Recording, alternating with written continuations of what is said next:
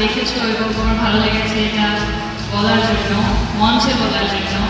এই ধরনের স্বীকৃতির জন্যই আসলে আমরা সবাই কাজ করি এবং অ্যাওয়ার্ড তো এক ধরনের ইন্সপিরেশন, কিন্তু দর্শকের কাছ থেকে ভালোবাসাটা পাওয়া এবং কলিগদের কাছে প্রশংসা পাওয়া, আমি মনে করি এটাই সবচেয়ে বড় অ্যাওয়ার্ড। বাইফাকে অনেক অনেক ধন্যবাদ আমার এই কাজের জন্য, আমাকে নমিনেশন দেওয়ার জন্য এবং অ্যাওয়ার্ডটাও পেয়েছি আলহামদুলিল্লাহ। আমার টিম মেম্বার্সদেরকে অনেক অনেক অনেক অনেক শুভেচ্ছা।